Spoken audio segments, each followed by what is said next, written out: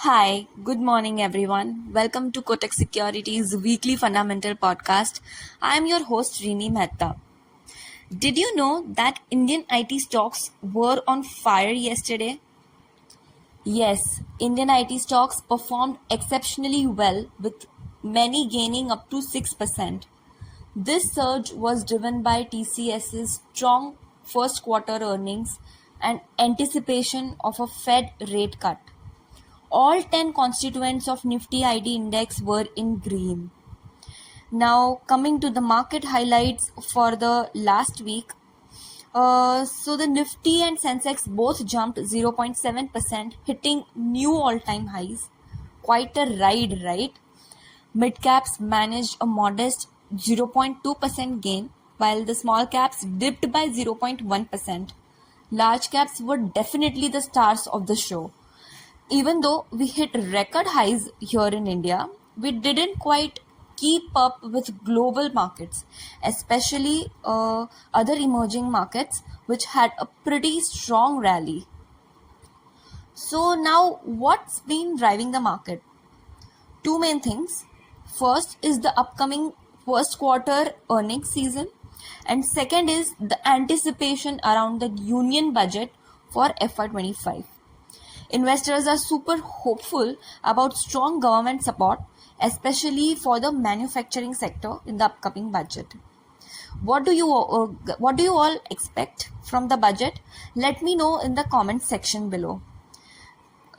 Now let's talk about the big money moves.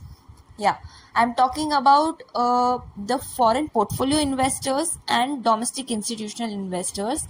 They were net buyers last week. FPIs jumped in 6,697 crores and DIIs added 6,657 crores. Looking ahead, everyone's eyes will be on macro trends, inflation, and global geopolitical concerns. On the global front, in the US, the consumer price index dropped, that is retail inflation basically, that dropped by 0.1% from May, bringing the 12-month rate to 3%, its lowest level in over 3 years. This news shook things up with the dollar losing around 2% against the Japanese yen. Quite a shake-up, huh? So, coming to the company spotlight and stock picks straight from our research desk. So now let's shine a spotlight on Axis Bank first. They had a solid FY24. The NIM or net interest margin hit a new high at 3.6%. Return on assets was 1.8% and return on equity was 18%.